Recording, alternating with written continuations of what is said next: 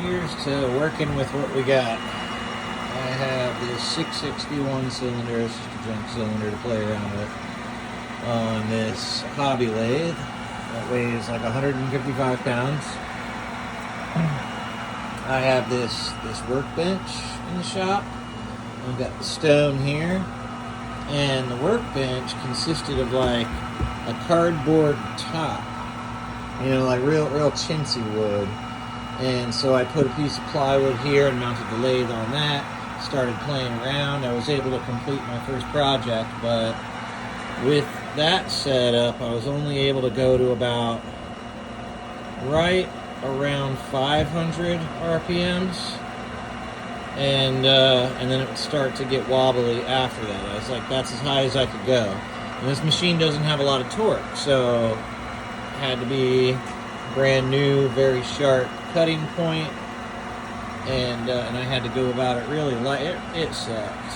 And, you know, going up to 6 and 7 and 8, and the thing would start shaking, and it just wasn't working out. So with my budget and with what I had and what I could work with today, and not having access to very thick steel anyway, I got this 3/4 inch plywood that they, or not plywood, but board that they use for building cabinets with, and glued that down.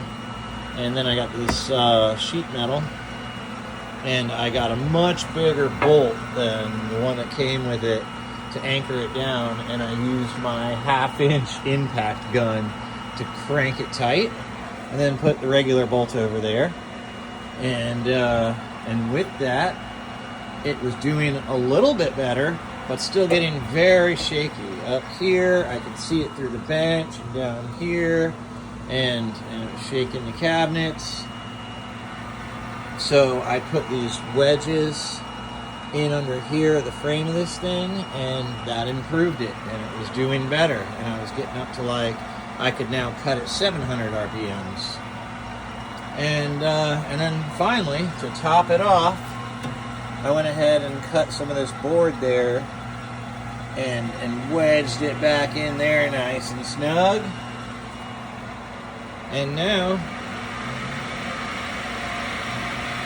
I can cut smooth,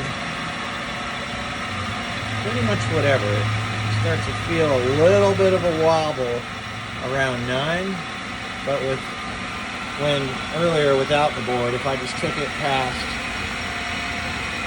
1,000, then it smoothed out. Anyway, so vast improvement for under $100.